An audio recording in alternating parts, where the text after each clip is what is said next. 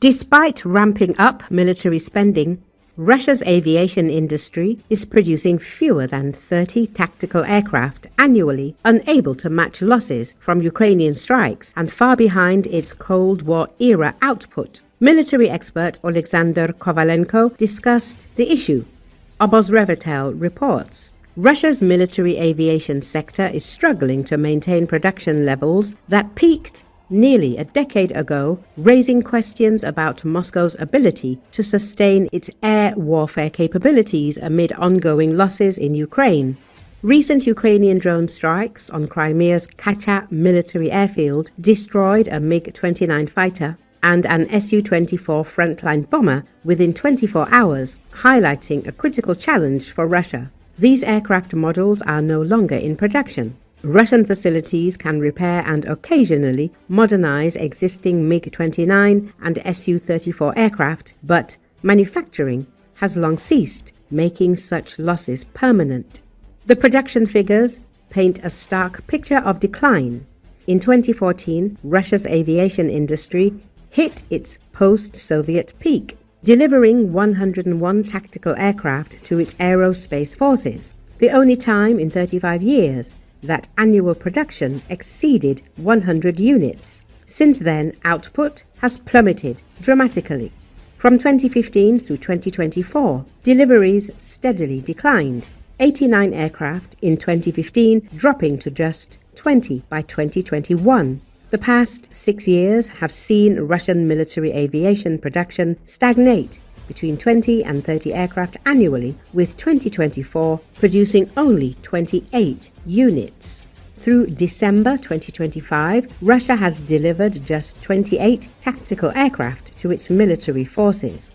The Novosibirsk Chkalov aviation plant produced 12 Su-34 fighter bombers, currently Russia's most mass-produced combat aircraft, while the Komsomolsk-on-Amur Gagarin aviation plant delivered 12 Su-35 multi-role fighters. The same facility managed only 2 Su-57 fifth-generation fighters for domestic use, though it reportedly produced 2 additional units for an unnamed foreign customer, likely Algeria.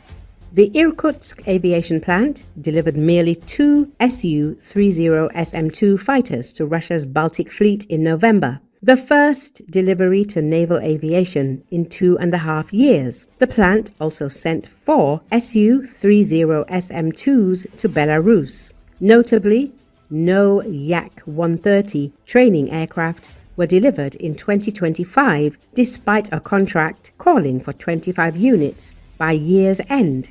Verified losses tell another troubling story for Moscow. Since 2022, Russia has lost 41 Su-34s and 8 Su-35s, according to confirmed reports, with unverified claims suggesting losses exceeding 80 Su-34s and 25 Su-35s. At current production rates of roughly 1 to 2 Su-34s per month, Russia cannot quickly replace these losses.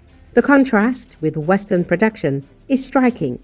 Lockheed Martin's F-35 production surpassed 130 units in 2025 and is projected to reach a record 160 aircraft by year's end, more than 5 times Russia's entire tactical aviation output.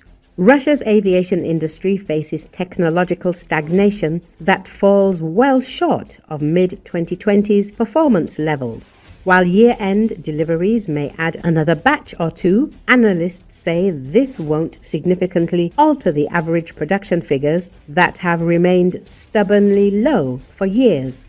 For Ukraine, each Russian aircraft destroyed represents not just a tactical victory, but an irreplaceable loss that Moscow's struggling aviation sector cannot quickly overcome.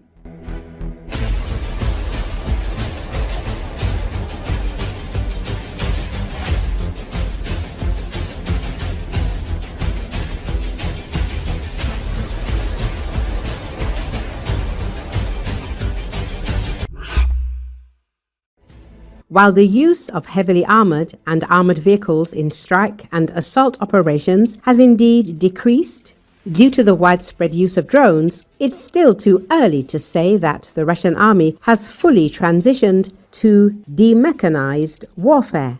Yuri Fedorenko, commander of the 429th Separate Achilles Unmanned Systems Regiment of the Ukrainian Armed Forces Specialized Security Forces, stated this on Ukrainian radio.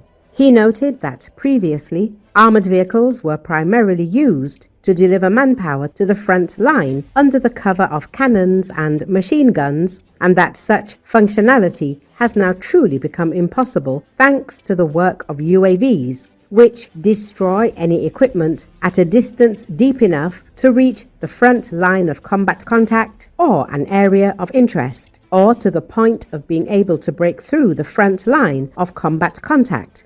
But has warfare become demechanized? No, logistics are handled by other means: two-wheeled motorcycles, buggies, loaves, and other means of transporting troops to areas of interest using motor vehicles. And motor vehicles are also a mechanized unit, notes Fedorenko. He adds that the enemy is not completely abandoning armored vehicles either. Everything depends on weather conditions. When weather conditions are unfavorable, the enemy launches an assault with a new column of armored vehicles, because when thick fog or unfavorable weather conditions descend, the enemy realizes that the effectiveness of unmanned systems is significantly reduced. Consequently, they try to exploit the power and potential of armor. Therefore, it's impossible to say that warfare has become completely demechanized, he emphasizes. Recall, Russia's military is facing a critical and potentially catastrophic shortage of armored vehicles, rendering its massive ground army largely ineffective for large-scale maneuvers. According to the analysis, while Russia can replenish its troop numbers through aggressive recruitment, its defense industry cannot produce new tanks and fighting vehicles fast enough to replace staggering battlefield losses, which have exceeded 15,000 units. Having already depleted its best Soviet-era stockpiles, the Russian army is now resorting to meat assaults with unarmored civilian vehicles, a desperate tactic that highlights a fatal flaw in its warfighting capability and signals a coming crisis. Thus far, Russia has demonstrated the ability to recruit as many as 30,000 fresh troops a month. It should be noted that Moscow is able to maintain a roughly equal number of troops that it loses in battle during the same 30-day period, resulting in a net gain of 0. Critics argue that these recruitments are not a reliable indicator of the popularity of Russian President Vladimir Putin, nor is Russia managing to keep up its force levels because there are throngs of young males who believe that the invasion of Ukraine is something on the order of a righteous, patriotic cause that they must answer the call to. Instead, the Russian enlistment mechanisms offer enlistment bonuses that pay better than almost any other occupation.